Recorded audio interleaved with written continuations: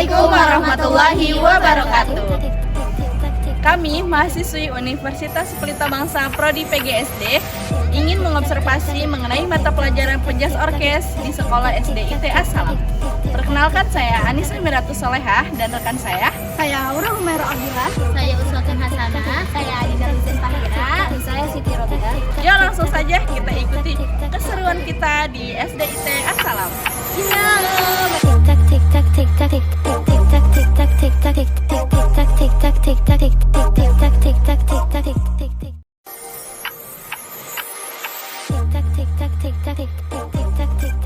Perkenalkan, kita dari Universitas Pelita Bangsa ingin mengobservasi mengenai pembelajaran PJOK di sekolah ini.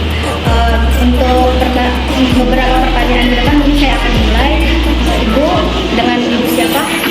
Ya, sebelumnya perkenalkan, nama saya Indonesia, dan kebetulan juga di tahun pelajaran sekarang saya diamanahkan untuk memegang PJOK kelas 4 dan 5. Nah, kalau dua kelas itu kan sama-sama PJOK, apakah ada perbedaan di antara kelas 4 dan kelas 5 untuk mengajar PJOK tersebut? Baik, kalau untuk materi saya pantau sejauh ini itu sama. Dari bab 1 sampai bab 10 itu sama, tapi yang perbedaannya kalau di kelas 4 itu hanya pembahasan kayak gerak dasarnya saja. Kombinasi gerak, terdapat gerak lokomotor atau lokomotor manipulatif lagi. Kalau di kelas 5 itu lebih ke wawasan yang terperinci lagi, seperti misalnya di gerak lokomotor itu ada gerakan apa aja sih, misalnya di dalam tenis itu ada gerakan lokomotor tuh seperti apa, kayak misalnya berlari ke depan lalu menuju ruang bebas lalu memukul bola, itu seperti itu. Kelas 5. Tapi kalau misalkan di setiap pertemuan itu diwajibkan untuk praktek atau memang ada beberapa pertemuan saja? Baik, kalau untuk alokasi waktu saya gunakan, kebetulan di seminggu itu kan hanya satu kali doang ya, sehari itu. Kalau saya itu menerapkan di mana minggu pertama kita praktek materi, mencatat pembahasan soal atau apa, nah terus ketika minggu keduanya itu kita praktek, kan karena satu bab itu dikit ya pembahasannya ya bisa kita kejar untuk dalam satu kali pertemuan, lalu pertemuan selanjutnya kita praktek. Pertemuan selanjutnya materi, bab baru, pertemuan selanjutnya lagi praktek. Berarti setelah Iya, dan kebetulan juga alhamdulillahnya materinya tidak terlalu berat dan tidak terlalu banyak pembahasannya, jadi mudah dipahami oleh siswa.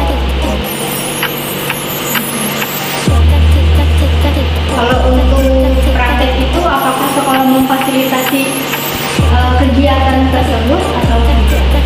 Kalau untuk fasilitas atau prasarana ya, ada beberapa materi yang alhamdulillah disediakan oleh sekolah seperti pengenalan bola basket, bola tenis gitu. Tapi kalau untuk kayak seperti contohnya itu kayak pencaksilat, jujur itu adalah hal yang sangat baru bagi saya.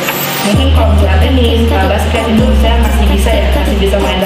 Tapi kalau untuk pencaksilat mungkin hanya materi aja sih yang saya kasih, terus kayak kalau untuk praktek bisa kita gunakan alat peraga atau misalnya media pembelajaran seadanya. Kayak misalnya kan kalau di pencaksilat itu kita butuh sasaran untuk menendang, memukul gitu kan. Nah itu bisa kita gunakan kayak di sekolah. Anggap aja ini sasaran untuk memukul. Jadi kita walaupun sekolah tidak ada fasilitas atau belum memfasilitaskan, jadi sepintar-pintar kita untuk menjadikan benda yang ada di sekolah itu jadi prasarana kita. Mungkin apa aja ya kesulitan yang ada pada saat mengajar, apakah anaknya atau memang dari materinya?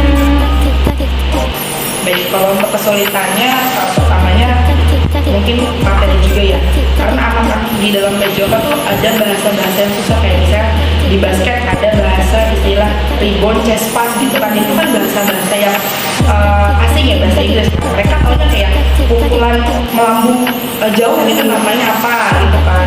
Nah itu mungkin kesulitan saya kayak mengenalkan bahasa-bahasa asing. Terus juga kayak ketika praktek itu saya sangat sulit untuk mengkoordinir anak-anak supaya bisa fokus ke saya. Jadi ketika praktek saya peragakan dulu, kita mau praktek tentang apa nih hari ini. Jadi nanti anak-anak itu anak-anak kan banyak, sedangkan saya hanya sendiri kan. Jadi ketika saya mengetes anak tersebut, anak yang lain susah untuk saya pegang. Bukannya tidak terpantau, tapi sulit untuk dikondisikan. Kita bisa mengkondisikan seperti jangan berisik, atau misalnya kita beri bukan ancaman sih, kayak penegasan gitu. Ya namanya juga anak-anak kan pasti kan ya gitu ya, apalagi kalau untuk tingkatan SD, tingkatan kelas 4, bagi masa peralihan gitu. Kalau dalam praktek itu berarti mengambil satu kelas atau misalkan kayak kelas A dicampur kelas B gitu. Kalau untuk praktek itu kita sesuaikan jadwal pelajaran. Kan kalau misalnya di hari Selasa itu saya full PJOK kelas 5, berarti ya udah jam pelajaran pertama di kelas 5A misalnya. Ya udah di situ waktunya untuk praktek makan dulu. Nah setelah jam istirahat saya ke 5B, jadwal di 5B. Nah itu istirahat. Jadi kalau untuk digabung itu sangat sulit sekali untuk saya memegang dua kelas. Begitupun dengan kelas 4. Nah, dan alhamdulillahnya di kelas 4 itu di hari yang beda. Gitu. Jadi ya, alhamdulillah gampang untuk mengalokasikan. Tapi dalam satu minggu itu materinya sama Materinya sama. antara kelas A dan kelas B. Betul sama. Kayak kalau misalnya kita beda-beda, jadi sulit untuk di saya juga membedakan ini kelas ini udah sampai mana ya. Jadi kan untuk awalan di kelas A kita membahas tentang tenis deh, tentang tenis. Kebesokannya di 5B ya kita ajar di kelas B kita ajarkan juga tentang tenis gitu. Jadi kalau misalnya berbeda-beda, terus saya pusing sendiri gitu. Kalau mau nggak mau, kalau misalnya aku nggak cukup nih ya, mau nggak mau materi kita selesaikan dulu gitu. Kita kebun, kita Khususkan ya, kita menghabiskan materi dulu, setelah itu baru praktek. Jadi ya untuk pertemuan selanjutnya ya, bukan di hari ini juga.